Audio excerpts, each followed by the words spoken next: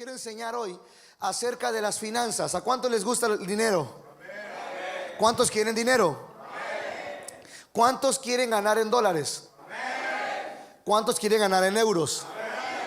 ¿Y por qué no en libras? ¿Ah, no? En bitcoins. Ok.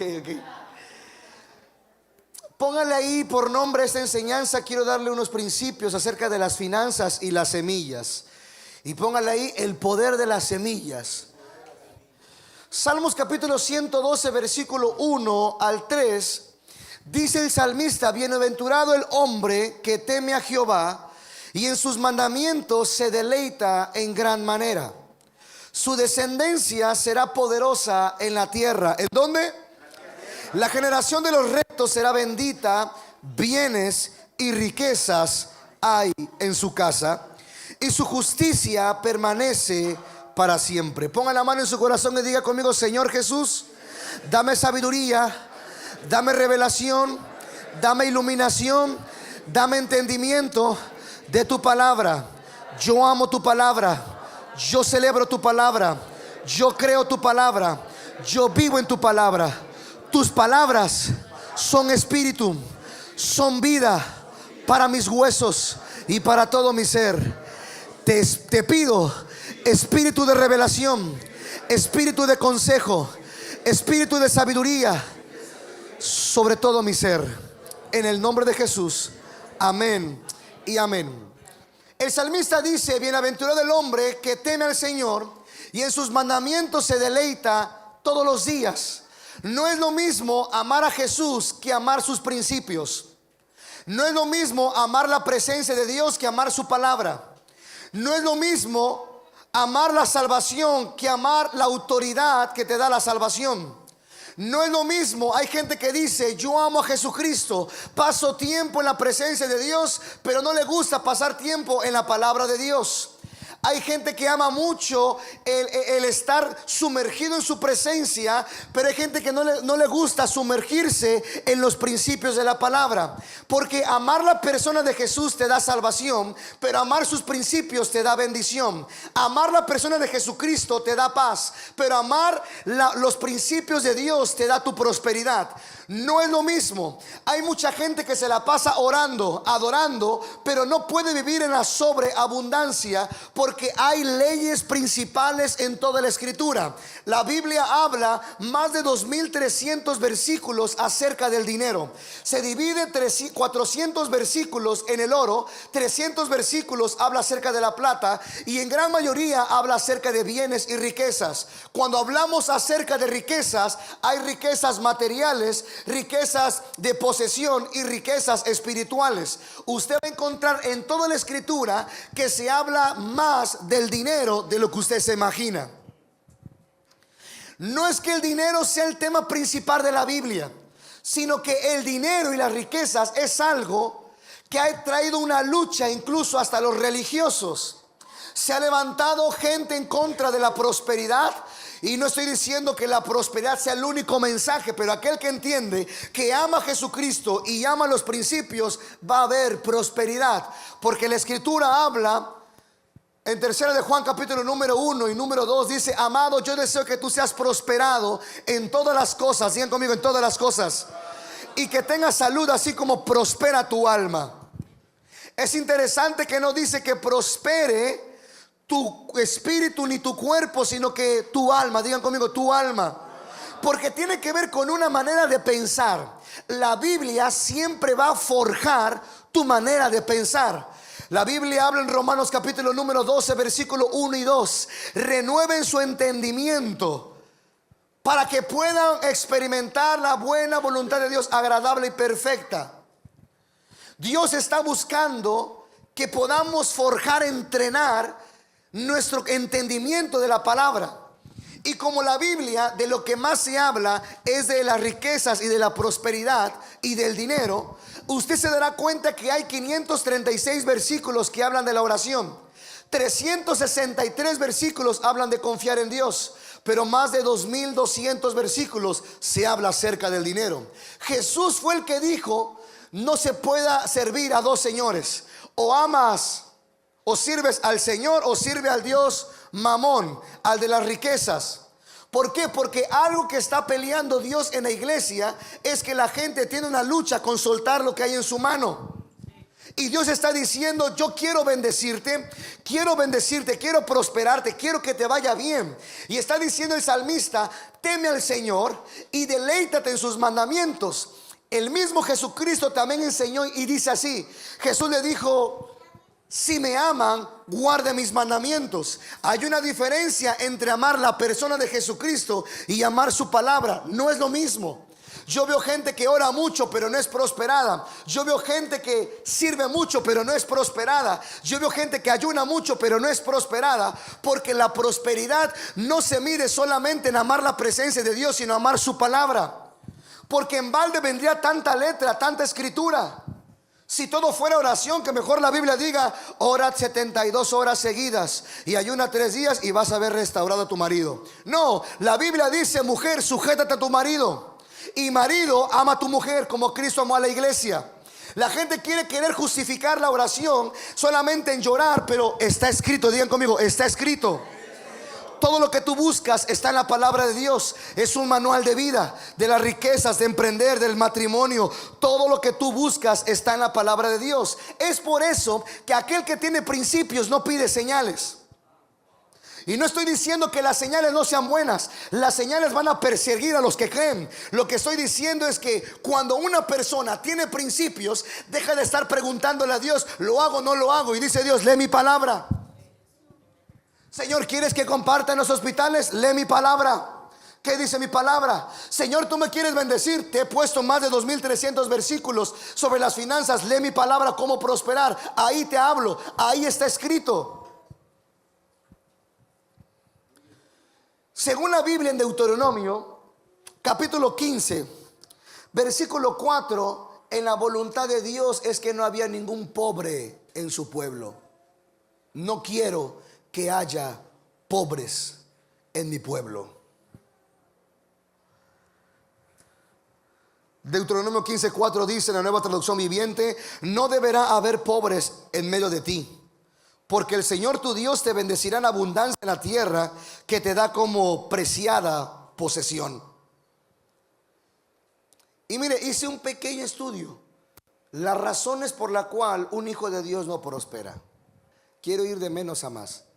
Encontré que muchos hijos de Dios no prosperan porque están en un proceso de parte de Dios.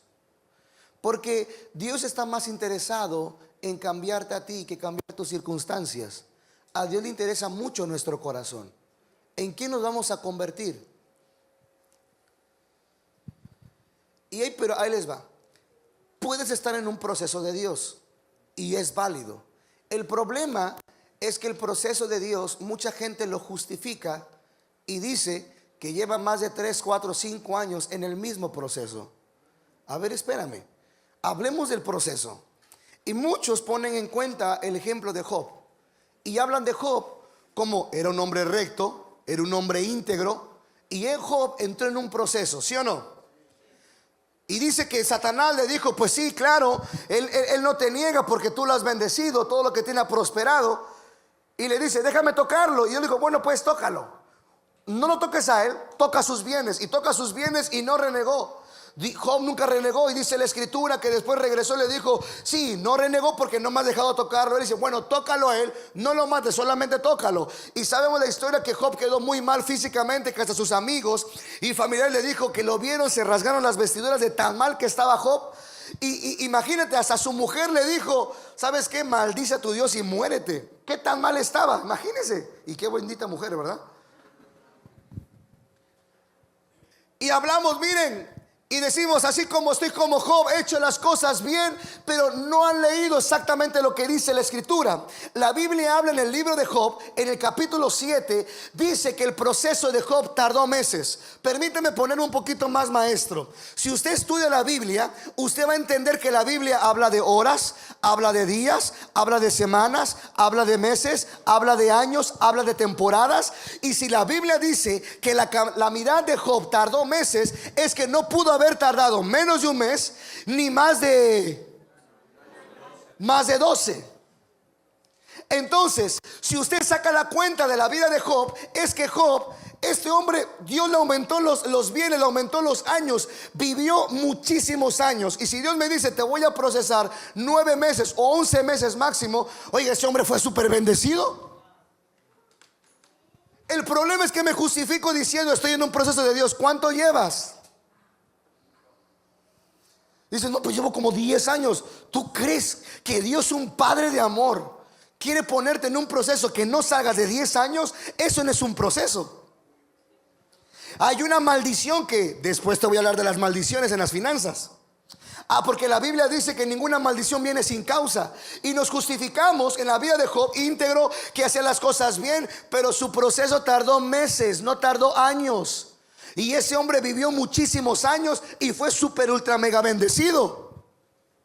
Que Job, dice el libro de Job, que terminó este hombre más bendecido, sus hijas más hermosas de toda esa temporada. Y ese hombre creció impresionantemente, disfrutó.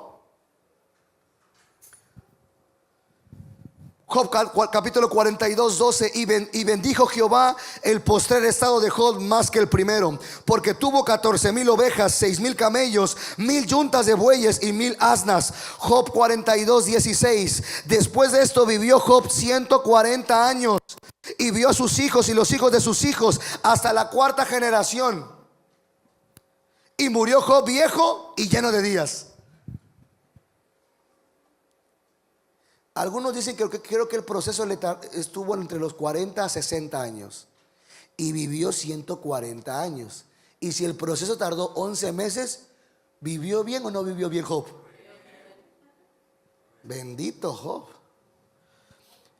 Hay gente que no prospera porque quizás está en un proceso de Job, que Dios te está procesando y es válido.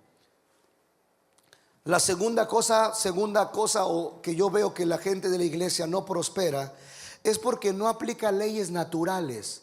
Número 1, puede ser que estás en un proceso. Y ahí, ¿qué te puedo decir? Te puedo decir que confíes en el Señor y que no sueltes de la mano, no te sueltes de su mano. Refúgiate en Él. Aguanta, espera. Porque la escritura dice en Isaías capítulo 3 versículo 10, dile al justo que le va a ir bien. Segunda cosa por la cual los hijos de Dios no prosperamos o no prosperan es porque violan las leyes naturales. Por ejemplo, hay gente que quiere ser prosperado pero no le gusta trabajar. Hay gente floja, ¿usted cree? Yo sé que eso no pasa aquí. Esto pasa en Toluca. O hay gente que sí trabaja, pero no es buen mayordomo. Hay gente que trabaja muchísimo y cuando le cae una lanita, vámonos a comprar. Y se la gasta, no importa, Dios proveerá mañana. Y no tiene un control de sus gastos, no tiene un control de lo que entra, de lo que sale.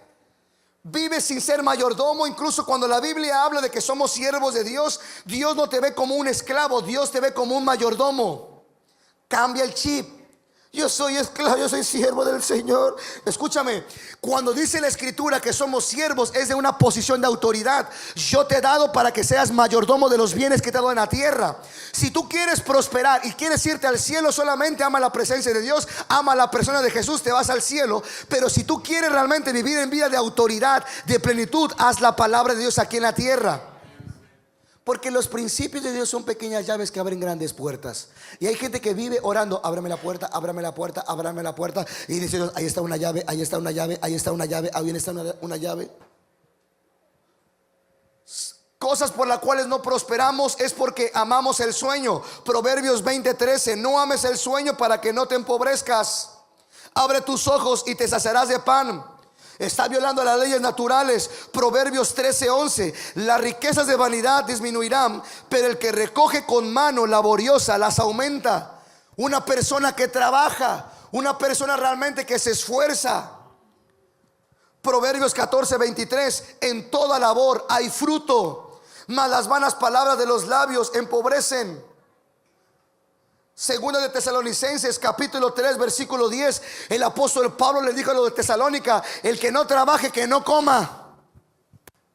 Porque Dios nos mandó a trabajar. Es más, Dios antes de darle mujer a Adán le dio trabajo. Labra la tierra. Pone el nombre a los animales. Usted como hijo de Dios tiene que aprender a trabajar. Mire qué vergüenza me da cuando he escuchado a algunos, aquí no pasa eso, en las iglesias, cuando dice, oye, ¿quién te puso esa pantalla? Es que el hermanito no tenía trabajo de la iglesia y le dije que pusiera la pantalla y se quemó toda la pantalla. Era para apoyarlo. Qué vergüenza me he dado en las iglesias que decir, es cristiano, uy, no, ni lo contrates, te queda mal. ¡Qué vergüenza! Más chambones. ¿Conocen esa palabra, chambón? Es como hacer la media. Es un chambón. ¿Qué es un chambón? Mediocre, es un chambón. No hace las cosas bien. Dios no puede bendecir a una persona que desperdicia. Y lo vemos en los talentos. ¿Qué hiciste con el talento que te di? Nada más tenía uno. Ah, perfecto. Aún lo que tienes se te quita, y al que tiene se lo voy a dar al otro que sí produzco más. Porque supo trabajar, tuvo que ser diligente. No puede ser, escúcheme lo que le voy a decir. Si tú no tienes, lo que no tienes es empleo, pero trabajo siempre hay. Hay gente que me dice, es que no tengo trabajo. No tienes empleo, pero trabajo hay mucho. Sal a vender, sal a hacer algo. Digan conmigo, trabajar. Pero yo sé que usted es bien trabajador. Amén. Entonces, número uno, hay gente que no prospera porque está en un proceso de Dios. Aguanta, confía en el Señor, que tarde que temprano, el propósito del proceso, Dios te va a sacar y viene la bendición. Pero quizá no estás en un proceso. Quizá puede ser que estás en un estado de flojo, de perezoso, que no quieres trabajar, que no quieres meter tus manitas. Por la gracia de Dios me va a bendecir. Mira, por la gracia, el apóstol Pablo dijo, por la gracia soy lo que soy, pero he trabajado más que todos ellos, pero en la gracia de Dios. Porque la gracia nunca te quita, te exime de ser un trabajador bien hecho. Ya me está mirando feo y apenas voy a entrar a lo bueno. Pero es una iglesia que aguanta, ¿verdad? Como dicen por ahí, ¿para qué me invitan? Hablemos de mayordomía. Hay gente que no prospera porque son malos mayordomos. Proverbios capítulo 27, versículo 23 al 27.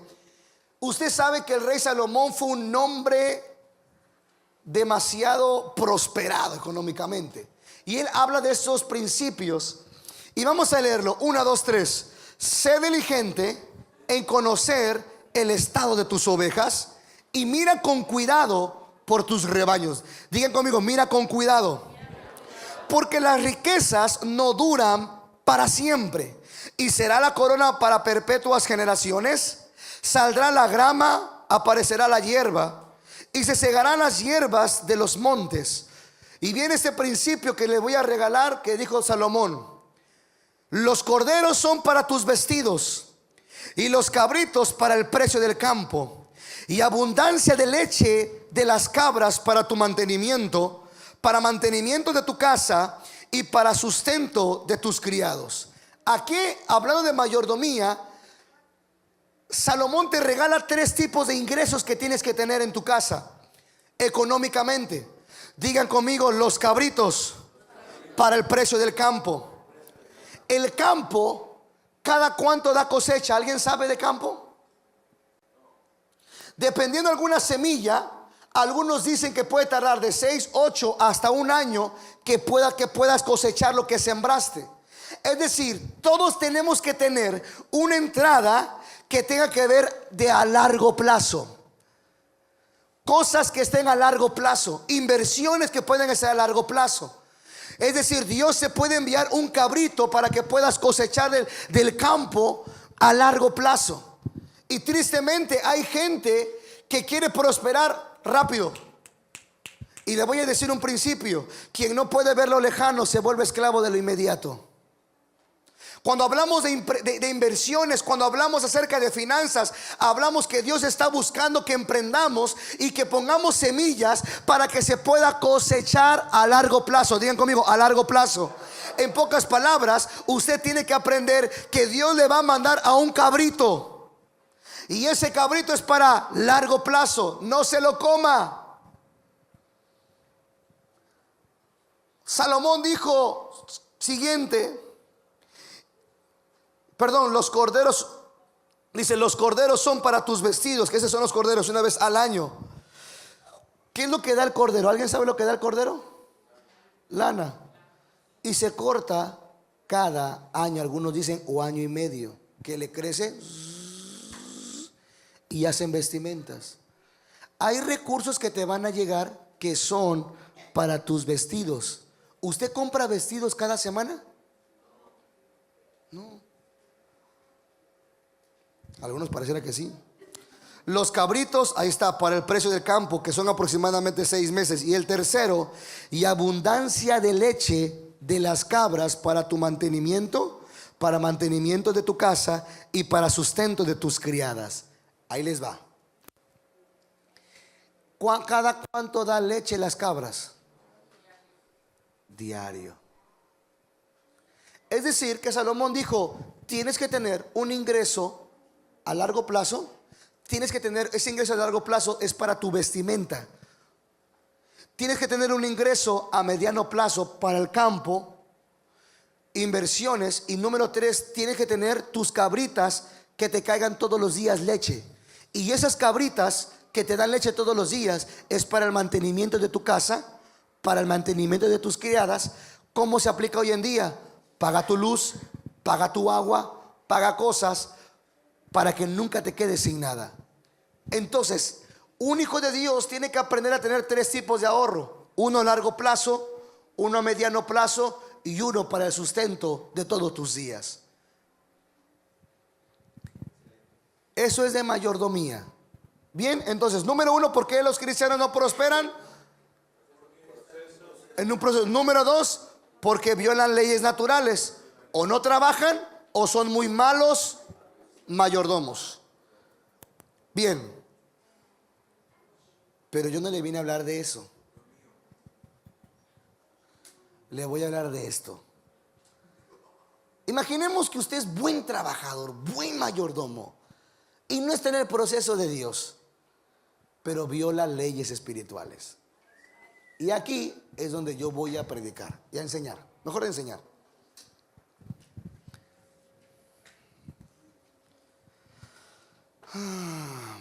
¿Está listo? ¿Sí estamos aprendiendo? Ok, vamos por partes. El único mensaje que Jesucristo predicó es del reino. No es lo mismo el mensaje de Jesucristo que el mensaje sobre Jesucristo. No se confunda. El mensaje de Jesucristo era el reino de Dios. El mensaje sobre Jesucristo es la gracia de Jesús. Cuando hablamos del reino, en el Nuevo Testamento se pronuncia 115 veces la palabra reino. De esas 115 veces, Jesús la mencionó 105 veces. De esas 105 veces, 19 de las parábolas de Jesucristo tenían que ver con reino de Dios. 73 veces aparece la palabra reino de Dios. 32 aparece como el reino de los cielos, que solamente está en el libro de Mateo. Es interesante eso, después quizás lo voy a enseñar. Y en los otros evangelios 10 veces aparece como el evangelio de este reino. El primer mensaje de Jesucristo fue el mensaje del reino. Digan conmigo, el mensaje del reino. Fue el primer mensaje de Jesucristo. Se lo puede encontrar en Mateo capítulo 4 versículo 17. Desde entonces comenzó Jesús a predicar y a decir: arrepentíos, porque el reino de los cielos se ha acercado. El primer mensaje de Juan el Bautista, ¿cuál fue? Escuche esto. El primer mensaje de Juan el Bautista no fue arrepentimiento, fue el reino de Dios. Arrepentíos, porque el reino de los cielos se ha acercado. El mensaje que Jesús le dijo a los discípulos: vayan y prediquen este evangelio del reino a todas las naciones. Es más, se mencionó este mensaje del reino desde Génesis, desde el origen. Enseñorense y ejerzan autoridad sobre los animales y sobre la tierra. tenía que ver con reino. El mensaje central era el reino. Y cuando hablamos de reino, hablamos que hay leyes, hablamos que hay protocolo, hablamos que hay un rey. El reino, escuche esto, no es una teología. El reino no es un dogma. ¿El reino qué es? El reino, la palabra reino se divide en dos partes. Diga conmigo, rey, que es una persona, y no, que es una abreviatura de dominio. Entonces, cuando hablamos del reino, hablamos el dominio de un rey. El reino no es una democracia. El reino es una dictadura. El reino, lo que hace Dios, Jesucristo, es querer gobernar y establecer el reino de Dios en las naciones. Y cuando uno entiende el evangelio del reino y entiende que el mensaje que se nos fue dado es del reino de Dios, uno sabe que el protocolo para entrar con el rey y para poder ejercer autoridad es a través del reino. ¿Voy bien? Ok, y como hablamos acerca del reino de Dios, y Dios le da este mensaje, el único mensaje que Jesús predicó fue el del reino. Jesús no predicó de la liberación, pero liberaba, porque no era su mensaje. Jesús no predicó del nuevo nacimiento, solamente fue en Juan capítulo número 3, y eso fue en la madrugada, fue de noche. ¿Por qué? Porque una persona que entiende el reino, hay nacimiento. Cuando hay reino, hay sanidad. Cuando hay reino, hay liberación. Y cuando hay reino, hay prosperidad. Se nota, así como hay un rey que da una dictadura, porque nosotros somos súbditos del reino de Dios, lo que hacemos es que vivimos conforme a lo que está escrito, porque lo que el rey ya habló se tiene que ejecutar. Como Dios dijo, como quiero que prediques el mensaje del reino, se necesitan recursos. Así como en un reino hay un rey, hay un trono, hay un protocolo, hay unas normas, hay una moneda. ¿Cuál es la moneda del reino? ¿Alguien sabe? La fe. Todo lo que recibimos es por fe, por medio de la gracia. Pero le voy a hablar de esos principios que está escrito para que usted pueda prosperar. Mateo capítulo 13, versículo 19. ¿Qué tiene que ver esto de reino con las finanzas? Ahí está, miren, aquí está. Mateo 13 y 19, lo leemos, 1, 2, 3. ¿Y no la qué? ¿Y no la qué?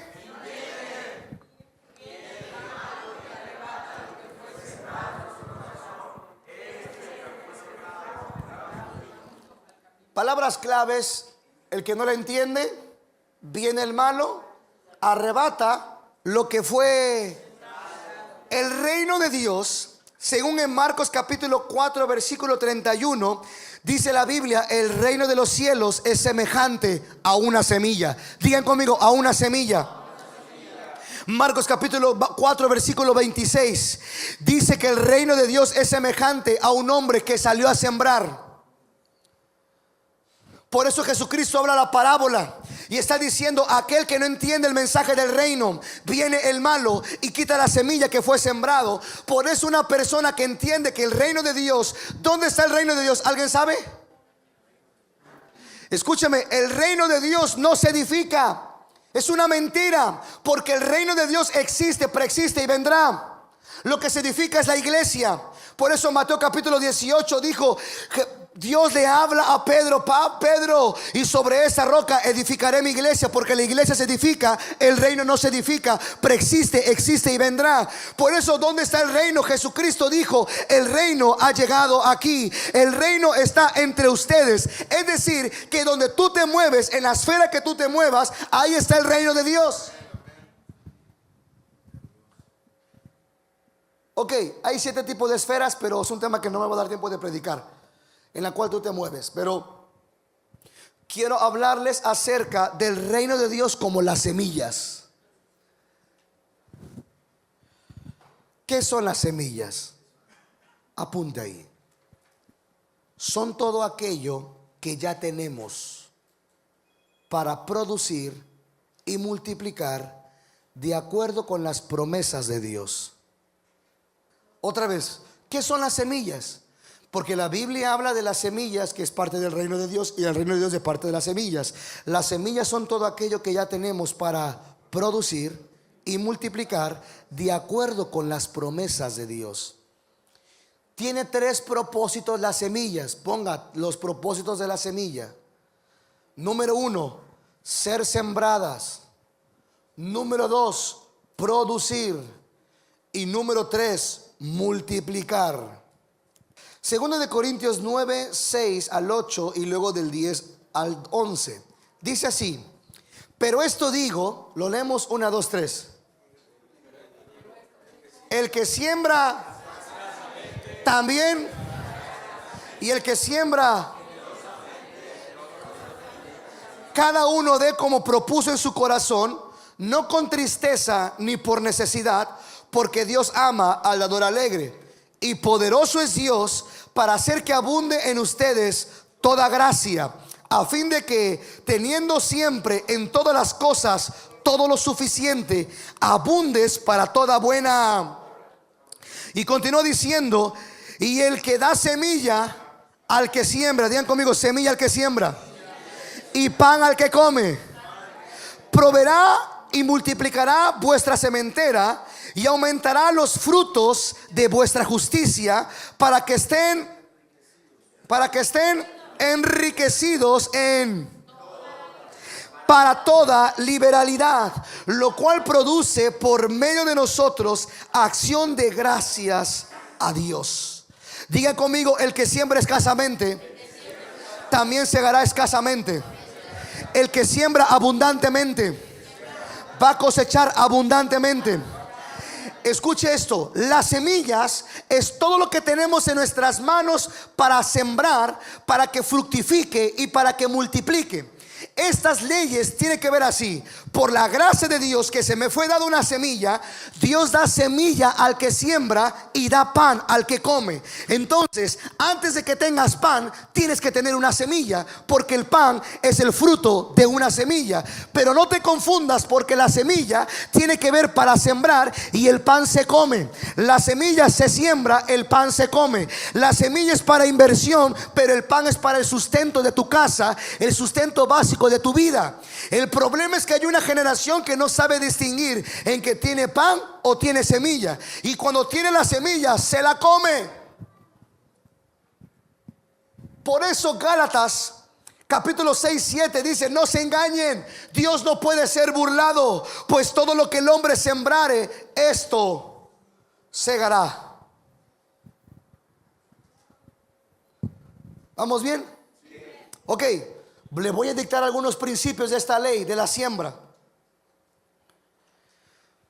Ponga principios de la siembra, de esta ley, siembra y cosecha.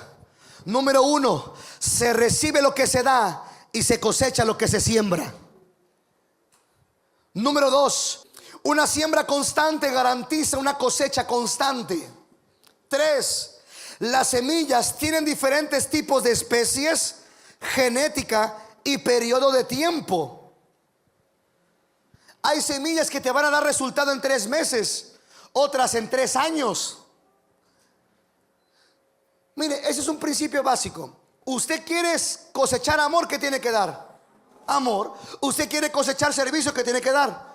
Servicio. Usted quiere cosechar ropa, ¿qué tiene que dar? Usted quiere cosechar carros, ¿qué tiene que dar? No le mueva. Esto no es un asunto de tal revelación. Esto es un asunto de entender que la semilla es según su especie, su género y su tiempo. Yo quiero que mi esposo me trate bien, dice la mujer. ¿Qué dice tu Biblia? Pues siembra respeto para que puedas cosechar respeto y amor.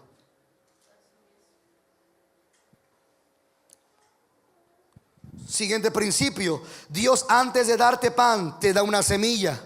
Siguiente principio: la semilla es para sembrar y el pan para suplir necesidades, o sea, para comer.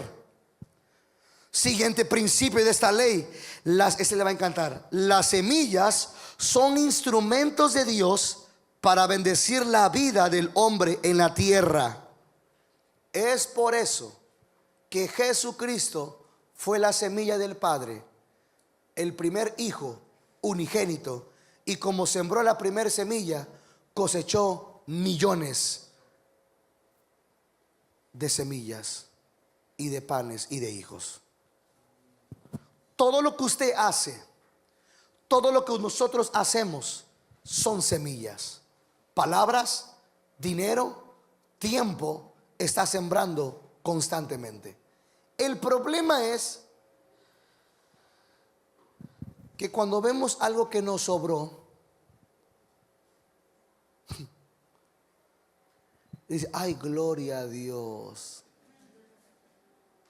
esto es para mí, Señor. Usted tiene que preguntarle a Dios, me sobró esto, ¿qué quieres que haga con esto? En algunas ocasiones Dios le va a decir, hijo, quédatelo, te lo mereces, vete a Cancún. En otras ocasiones, mi hijo, siémbralo para que el otro se vaya a Cancún.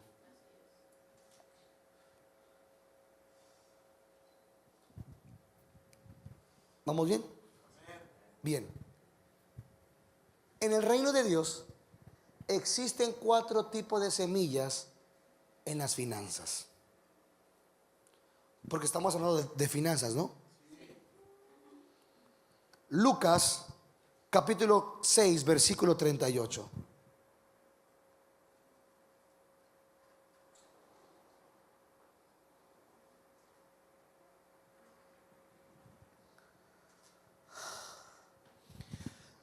Da y se os dará. Digan conmigo, da y se os dará. Medida buena, apretada, remecida y rebosando. 4 niveles de porción. Dice 4 medidas: medida buena, apretada, remecida y rebosando. 4 niveles de porción. Digan conmigo, medida buena y rebosando. 4 niveles de semillas. Y les voy a hablar de la primera semilla, porque no es lo mismo una medida buena. ¿Me prestas qué está? Por ejemplo, imagínense, es un recipiente. ¿Cree que es una medida buena de agua? Sí, es una medida buena. Pero dice que es apretada. ¿Apretada cómo sería? ¿Ahí le parece? Apretada. De ahí dice remecida. Y de ahí dice, ¿se ve? ¿Cómo quieres vivir en tus finanzas? ¿Que te vaya bien? ¿Medida buena? ¿Que sea apretada? ¿Que sea remecida o rebosando?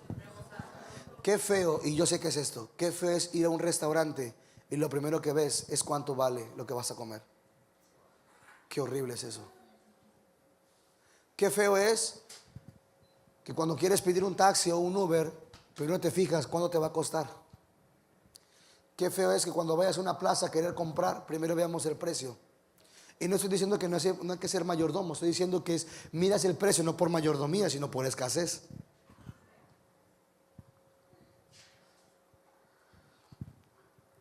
Yo todo lo que le voy a hablar ahorita es algo que yo viví en mi familia, en mi casa. Yo estaba cansado del estado que vivíamos. Mi papá servían mucho, oraban mucho, ayunaban mucho, pero no veíamos la sobreabundancia. Y era un tope tras tope tras tope. Y yo tuve que aprender a investigar, muéstrame qué es. Y Dios primero me enseñó que estaba en un proceso, después bajo maldición, y después me di cuenta que estaba violando leyes espirituales. Por eso es que hicimos este tema. Leímos tantos libros. ¿Cuáles eran las perspectivas de gente de aquí, gente de acá, los extremos? Y era tan confuso, era tan doloroso que nos dimos cuenta que violábamos tantos principios, que por eso no podíamos ver la sobreabundancia. Por eso quiero hablarle de la primera semilla. ¿Me ponen la primera imagen, por favor? La primera semilla se le llama la semilla de la obediencia. Y esta semilla de la obediencia produce el milagro de la provisión. Y cuando hablamos de la semilla de la obediencia, es que estamos hablando del diezmo.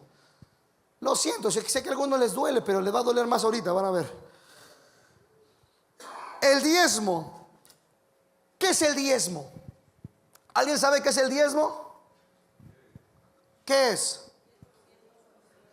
Eso no es el diezmo. El diezmo no es el 10%. Y hemos sido engañados todo este tiempo, porque el diezmo no es el 10%. El diezmo es el primer 10%. Que hay una gran diferencia entre, hay gente que da el 10%, pero hay gente que no diezma. Porque el primer 10% es realmente el diezmo. Jesucristo fue la semilla. Por eso cuando dice la escritura en Malaquías, ahorita voy a explicar esto, tiene que ver con por qué me habéis robado. Y dice, probadme ahora en esto. ¿Por qué probadme? Porque tú tienes que... ¿Alguien tiene 10 billetes? ¿Cuál es el diezmo? ¿Este primero o este? ¿Cuál es? ¿Este? ¿De ese lado o de este lado? Imaginemos que ese es de un solo número. Fueran 100 pesos o 500, todos de 500. ¿Cuál es el diezmo? Es que el primero no es este o este. ¿Cuál es? ¿De este lado o de este lado? El primero que tomas.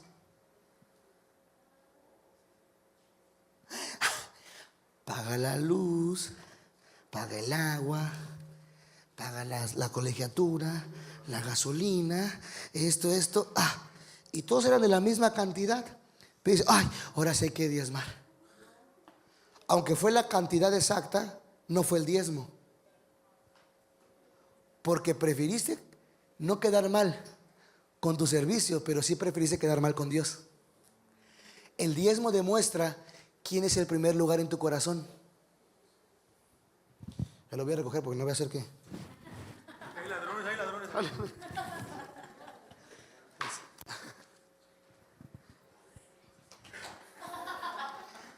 Pongámonos un poquito más teólogo. Usted va a encontrar, por favor, no vea videos de YouTube. No es diciendo que no vea. Usted tiene comida en su casa. Solamente escuche otros ministerios, pero sabe reconocer la voz de su pastor o de su pastora. Mi pastor es Dante Gebel. Ajá. Mi pastor es Guillermo Maldonado. Ajá. Mi pastor es Cayuna. Él no sabe cómo estás. ¿No les gustó, va?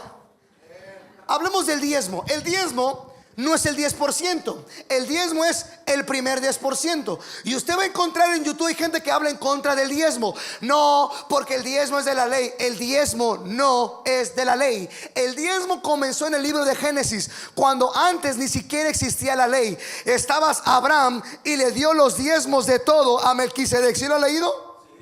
En Génesis capítulo 14 versículo 18.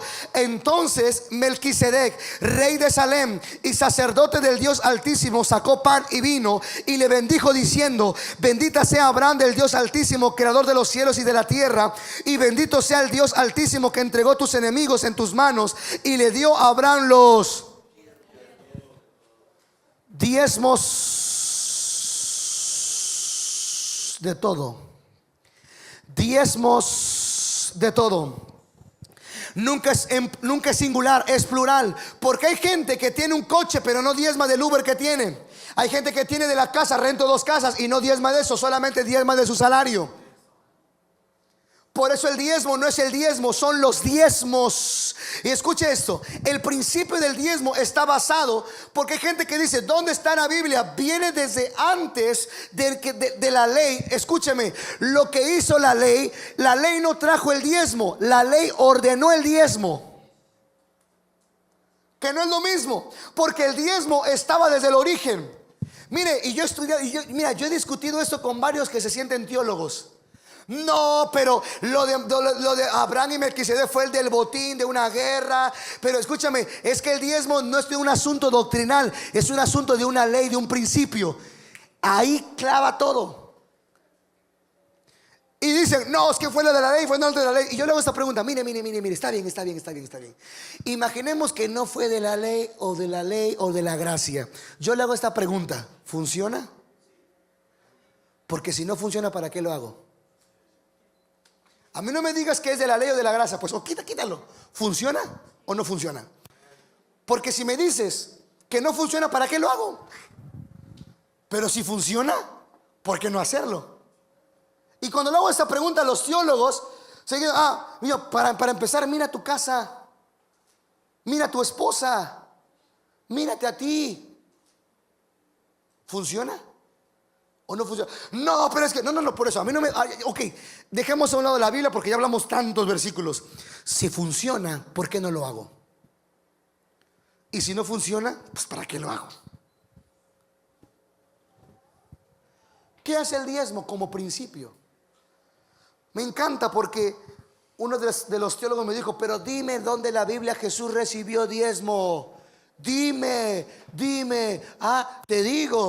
Te digo, ¿quién era Melquisedec? Melquisedec era una figura de Jesucristo, rey de Salem. Y Salem ni siquiera existe, es como una abreviatura de Jerusalén. Y dice rey de paz, príncipe de paz, Jesucristo, sin genealogía, sin madre, sin padre. ¿Quién crees que es? ¿Dónde crees que estaba Jesús? Jesús está en toda la palabra. Jesús era Melquisedec, ahí recibió los diezmos.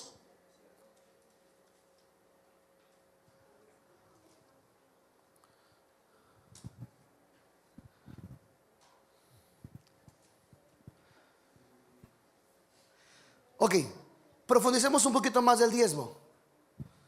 Malaquías 3:8 como principio. Dice: ¿robará el hombre a Dios? ¿Usted qué dice? ¿Usted cree que se le puede robar a Dios? Pues de que se puede, si puedes. Dice: pues ustedes me habéis robado. Y dijiste: ¿en qué te hemos robado? En vuestros diezmos y ofrendas. Malditos sois con maldición, porque ustedes, la nación toda, me habéis robado. Traer los diezmos. ¿A dónde? Al alfolí, y hay alimento en mi casa. Y probadme ahora en esto, dice Jehová de los ejércitos, y no os abriré las ventanas. Las ventanas. Algún día les voy a enseñar eso, si me lo permiten. Hay 7 tipos de ventanas en la Biblia. Abriré las ventanas de los cielos y derramaré sobre ustedes bendición hasta que sobreabunde. Reprenderé también por ustedes al devorador, y no los va a destruir el fruto de la tierra, y vuestra vida en el campo será estéril, dice de los ejércitos. Y todas las naciones os dirán: bienaventurados, porque seréis tierra deseable, dice Jehová de los ejércitos. El diezmo como principio, dice, comienza diciendo: ¿robará el hombre a Dios? Dice: pues ustedes me habían robado. ¿Qué significa robar? Significa que tomaste algo que no te pertenecía. Usted tiene que cambiar el chip. Le voy a diezmar a mi pastor. No se le diezma al pastor, se le diezma a Dios. El problema es que cuando la gente ve la cantidad que va a diezmar, dice: no, hombre, ¿qué va a hacer mi pastor con esta lana? No se confunda. El ministerio sacerdotal y pastoral administra los diezmos, pero el diezmo es de Dios. Y Dios puso sacerdotes, ministerios para administrar lo consagrado. Y lo consagrado es el uso exclusivo de Dios. Y por eso, si usted toma el diezmo, usted no tiene autorización de tomar el diezmo, ni usted ni yo.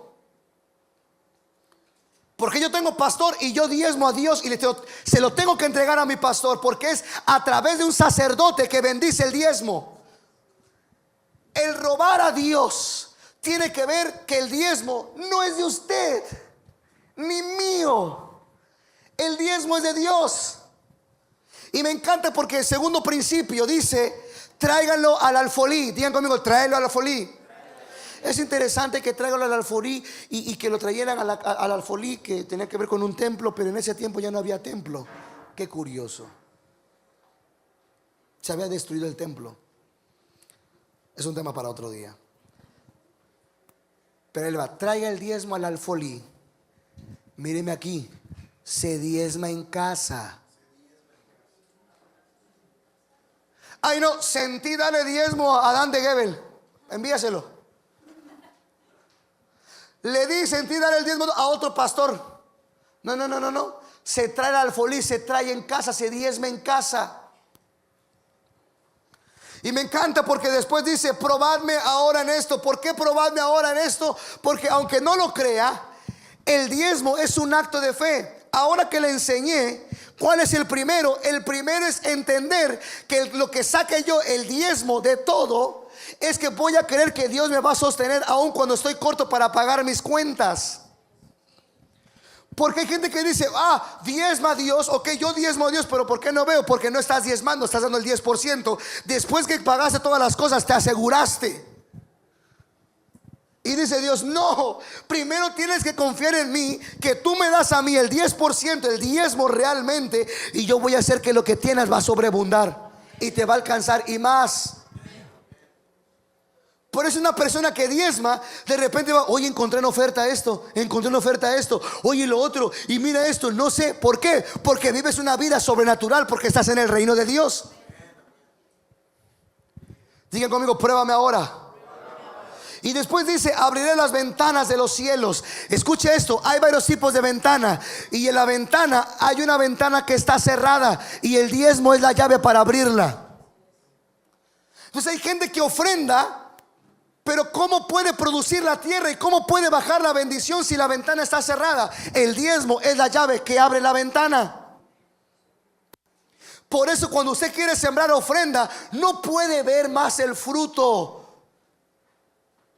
porque la tierra no es fértil y la ventana está cerrada.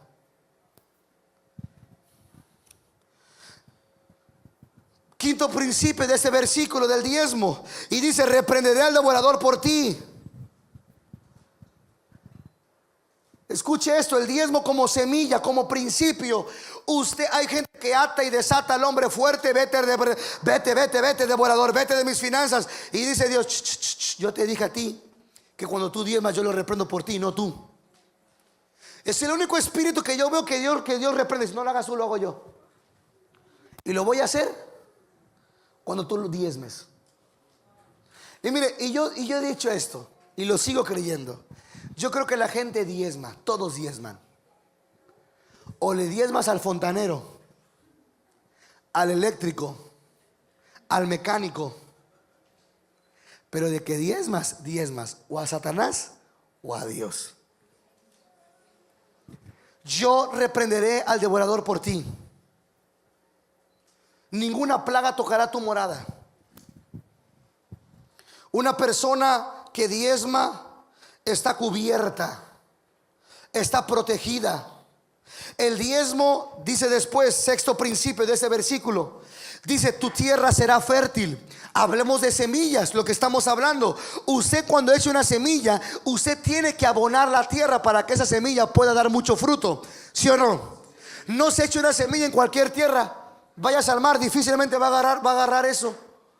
Tiene que ser una tierra abonada, tratada en cierta región. Lo que hace el diezmo es que abona tu tierra para que las semillas que tú vas a lanzar puedan dar fruto. Te dice, y tu tierra será fértil. Cada semilla, ninguna semilla cuando has diezmado se va a perder. Por eso algunos se frustran porque no han diezmado bien. Claro. Porque todo el mundo da el 10%. Bueno, algunos, pero pocos diezman. 7. Y serás tierra deseable. La gente va a querer sembrar en ti. La gente va a decir, esta mujer, no sé por qué, pero tengo ganas de verdad comprarle ropa. Quiero sembrarle este dinero. ¿Cuántos quieren eso, mujeres? Y fíjate que tengo una persona que te diga, ay, hermanita, me cayó bien usted. Sentí de parte de darle una ofrenda. Y le da la mano y que le dé 50,000 pesos para que disfrute.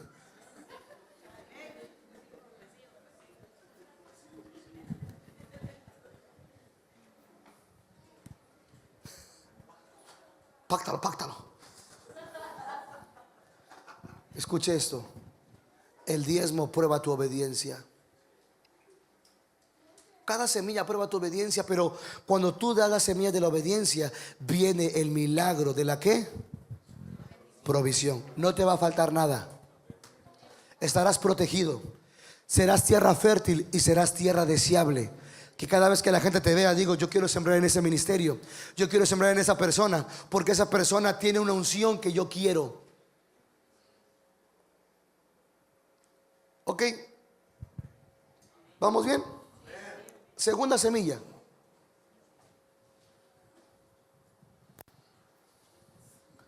Se le llama la semilla de la gratitud y produce el milagro de la multiplicación. Se le conoce como gratitud porque es una cuestión generosidad del corazón. Hay cosas raras que a veces se enseña de que no, ya el diezmo no, solamente Dios busca la generosidad. ¿Según quién?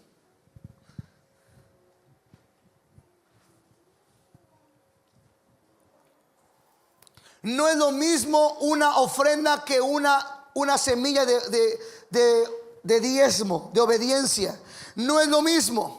Porque escúcheme esto, el diezmo abre las ventanas de los cielos, pero la ofrenda determina cuánto cae de esa ventana. El diezmo mide tu obediencia, pero la ofrenda mide tu gratitud. El diezmo es como si fuera un pago de tributo, pero lo que es la ofrenda es una dádiva. El diezmo lo que hace es que no solamente determina cuánto cae de la ventana, sino que el diezmo es que damos lo que recibimos, y la ofrenda es que vamos a dar lo que queremos recibir. Es diferente. El diezmo tiene que ver con un arma de guerra, pero la ofrenda tiene que ver con una estrategia de guerra. El diezmo lo que hace es que te protege. Escucha, el diezmo no solo te protege, pero la ofrenda es como para que tú puedas avanzar. Por eso el diezmo es un pie de apoyo, pero la ofrenda es un pie de avance. Hay gente que diezma, pero hay gente que no ofrenda. O hay gente que ofrenda y no diezma, cuando tiene que ver que van las dos de la mano.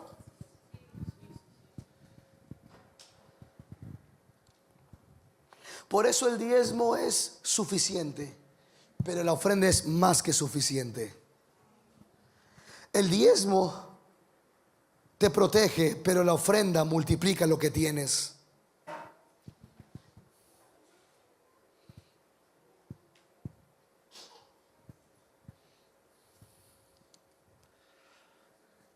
Me pasan la otra imagen, no de la semilla, como de un río. Por favor, mire. Encontré estas tierras en las cuales usted puede sembrar, que son tierras fértiles. Número uno, Dios. Obviamente Dios es una tierra fértil, ¿sí o no? Pero también la Biblia, Dios dijo en Malaquías capítulo 1, si no mal recuerdo, me puedo equivocar, pero creo que dice, me dicen Señor, ¿y dónde está mi honra? Me dicen, Padre, ¿dónde está mi honor? Porque Dios está pidiendo su honra. Escuche, a Dios no le interesa su dinero. El dinero no es una cuestión monetaria. El dinero es una cuestión del corazón. ¿Quién está en primer lugar en tu vida? Padres, Efesios capítulo 6 versículo 2: honra a tu padre y a tu madre para que te vaya bien. Y ahí entra eso, para que te vaya bien y seas de larga vida en la tierra. Todas las tierras producen algo. Cuando tú honras a Dios, Dios te va a honrar. Cuando tú honras a tus padres, viene dos cosas cuando honras a tus padres. Es el primer, y continúa por favor, versículo 3. Para que te vaya bien y seas de larga vida. Es decir, para que te vaya bien, puede ser económico, se te abran las puertas, y también tengas salud. ¿Se han dado cuenta que es una generación donde ahora los padres entierran a los hijos? Y no debería ser así. Tus papás son una buena tierra. Escucha, aunque tus papás le vayan mejor que a ti te conviene darles. Te conviene darles. ¿Me prende la imagen, por favor? Dios es una tierra, tus padres, los 5 ministerios. Mateo capítulo 10 versículo 41 dice: aquel que honra a un profeta, recompensa de profeta recibe. Aquel que honra a un justo, recompensa de justo recibe. Pero aquel que le da un vaso de agua a uno de mis pequeños, no se quedará sin recompensa. Cuando usted siembre ministerios, son tierra fértil. ¿Cuál es la unción que tú honras? Es la unción que se te imparte. La unción que tú honras, que tú bendices, es la unción que se te transfiere. Por eso veías a los profetas y a los apóstoles que los recibían, y ellos, de la gracia que tenían, daban de esa gracia. Mire, de verdad, yo no vengo a echarme flores. Y miren, Y de verdad se lo digo delante de Dios, está mi esposa aquí de testigo. Yo no necesito su dinero. De verdad. Yo no vengo aquí a predicar por dinero. Yo soy bendecido. Lo digo de verdad. Yo soy bendecido. Pero cuando venga un ministerio, por favor, si quieren no lo haga conmigo. De verdad, no vengo a pedir dinero. De verdad.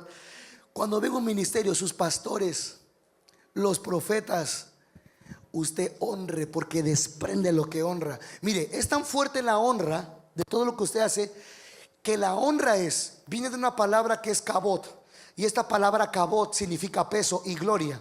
La honra está medida en el peso que tú veas y disciernes de la persona.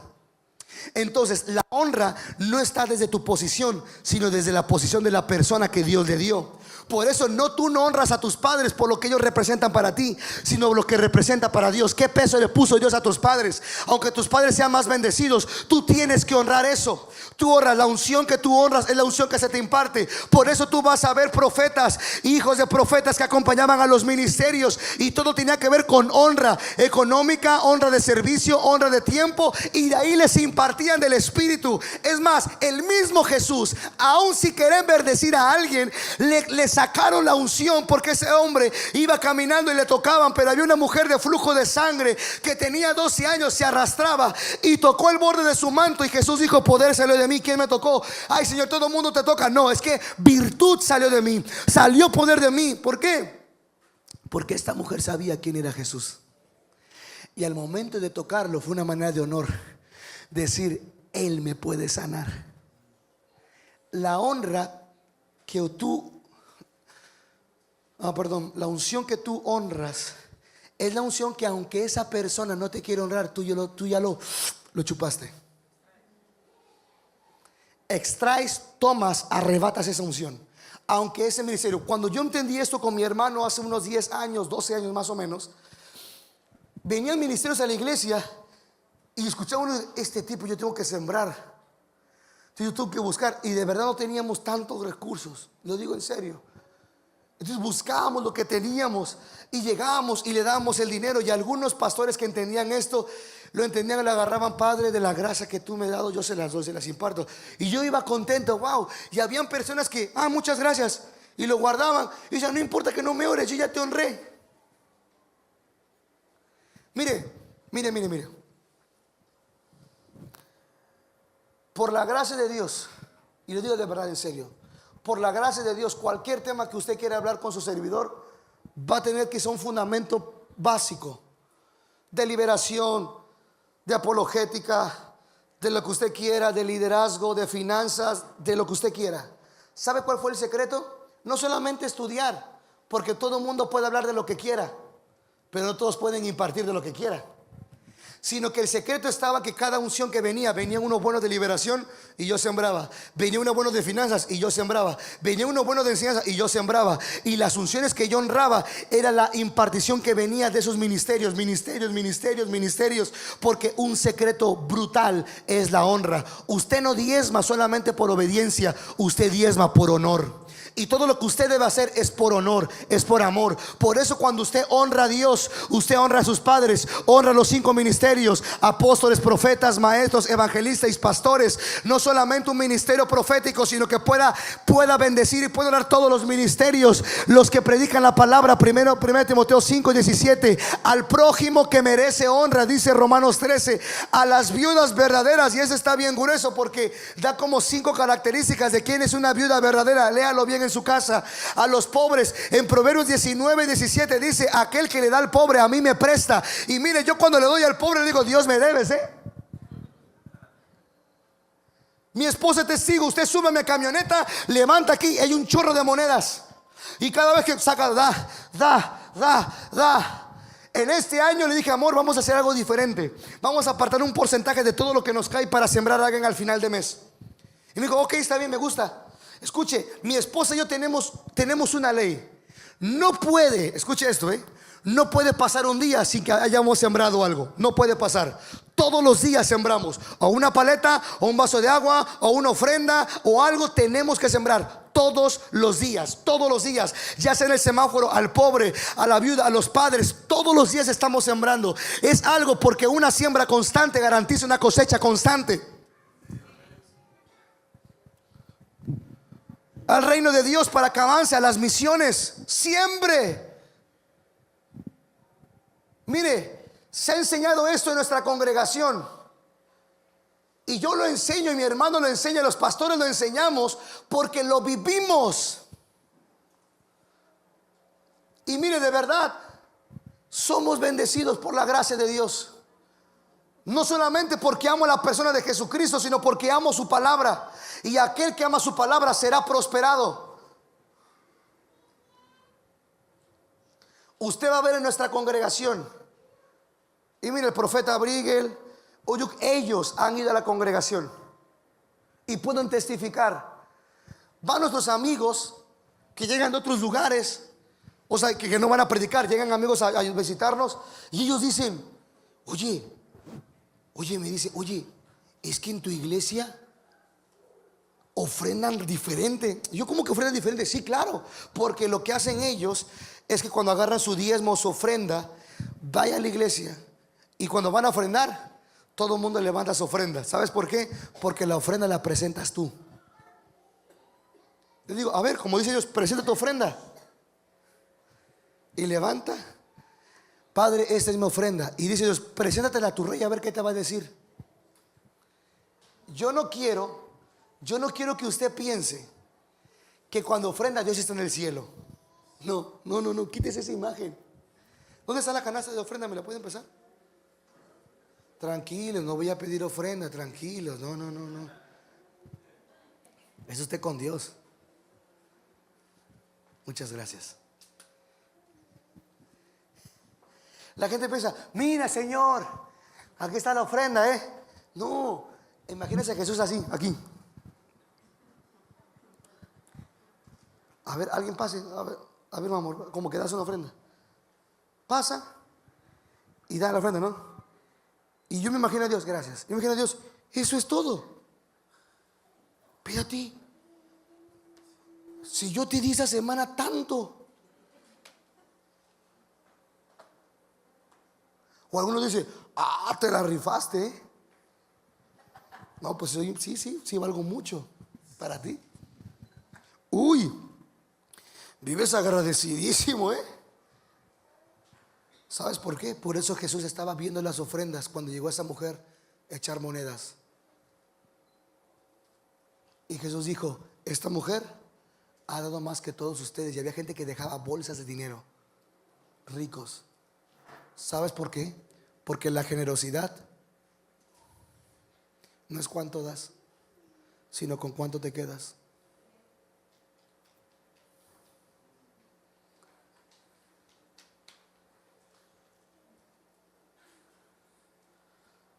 Ay, los veo tristes. ¿O están felices?